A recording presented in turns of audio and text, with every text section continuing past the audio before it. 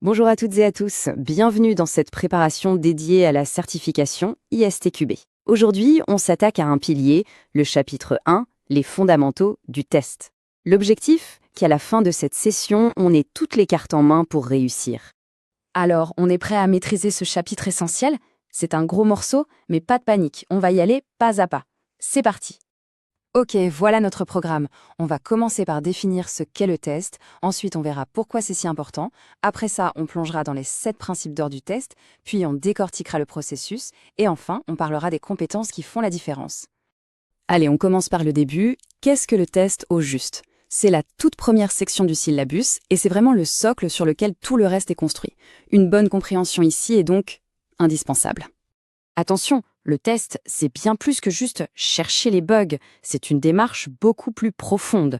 On cherche bien sûr à trouver des défauts, mais on veut surtout évaluer la qualité à tous les niveaux, que ce soit les exigences ou le code. Le but, c'est de réduire le risque, de s'assurer qu'on répond bien aux attentes, de donner des infos claires pour décider si on peut livrer ou pas, et au final, de construire un vrai sentiment de confiance dans le produit. Bon, là, attention, ouvrez grand les oreilles. C'est la question classique de l'examen.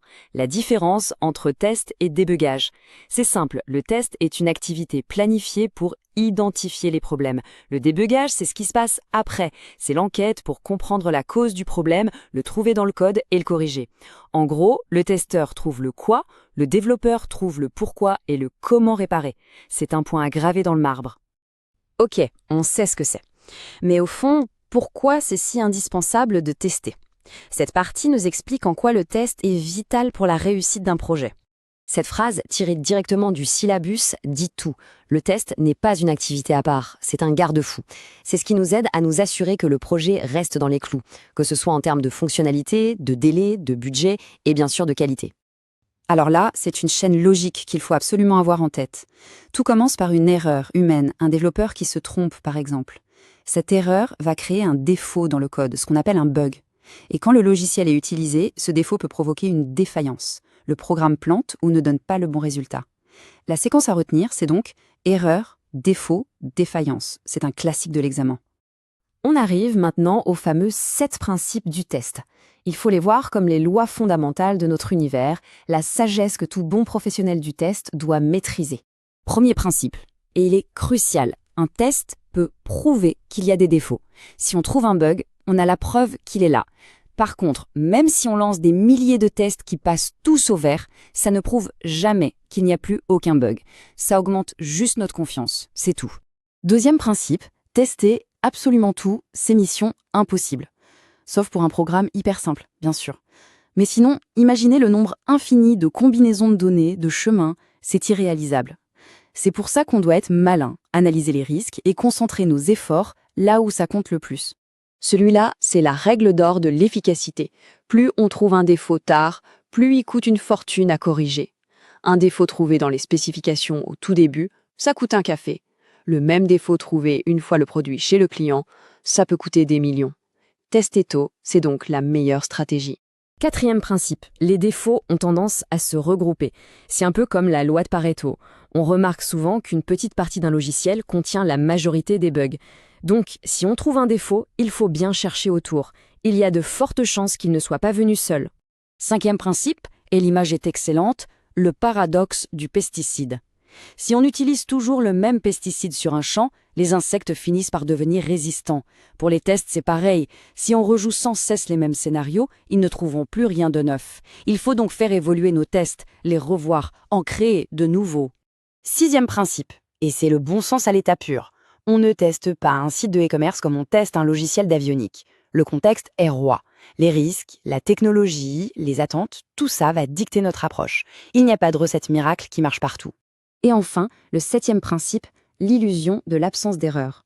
On peut livrer un logiciel sans aucun bug technique, mais si ce logiciel ne répond pas aux besoins des utilisateurs, s'il est inutilisable, eh bien on a juste construit un produit parfaitement inutile. La qualité, ce n'est pas que l'absence de bugs.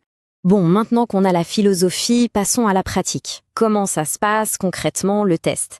Ce n'est pas le chaos, il y a un processus bien structuré qui nous guide du début à la fin. Le processus se décompose en plusieurs grandes phases. On a la planification et le pilotage qui sont continus. Puis, on a l'analyse, la conception, l'implémentation, l'exécution et pour finir, la clôture des tests. Mais attention, ce n'est pas forcément une ligne droite, c'est souvent une boucle, un cycle qui se répète. Allez, un petit mot de vocabulaire à connaître pour l'examen. Le testware. Qu'est-ce que c'est que ce truc? En fait, c'est très simple. C'est l'ensemble de tout ce qu'on produit pendant les tests. Les plans, les cas de test, les scripts, les données, les rapports, tout ça, c'est du testware. On termine ce chapitre avec le plus important, l'humain. Parce qu'on peut avoir les meilleurs processus du monde. Au final, ce sont les compétences et l'état d'esprit des personnes qui font le test qui sont décisives. Un bon testeur, c'est un peu un détective. Il faut de la curiosité, un esprit critique, un scepticisme sain. Il faut avoir l'œil pour les détails, bien sûr. Mais il faut aussi savoir très bien communiquer pour expliquer un problème clairement, sans être accusateur. Et par-dessus tout, il faut un esprit d'équipe. Une grande question, c'est l'indépendance du test. Avoir une équipe de test séparée, c'est super pour avoir un regard neuf et objectif. C'est le gros avantage. Le risque, par contre, c'est de créer un silo, une barrière avec les développeurs, et d'être vu comme un blocage. Trouver le bon équilibre est donc essentiel. Et voilà, on a fait le tour complet du chapitre 1. Si on devait résumer les points absolument immanquables pour l'examen, retenez bien ça, la différence capitale entre test et débogage, la fameuse séquence erreur, défaut, défaillance, les 7 principes qui sont notre guide, le fait que le processus est structuré mais flexible, et enfin que l'humain est au cœur de tout. Pour finir, une petite question pour la route. Parmi les 7 principes qu'on a vus, lequel, selon vous, pourrait le plus transformer votre façon de travailler? Le fait de tester plus tôt? Le paradoxe du pesticide? Rien que le fait d'y penser, c'est déjà un pas en avant. Bon courage pour les révisions et bonne chance pour l'assertif.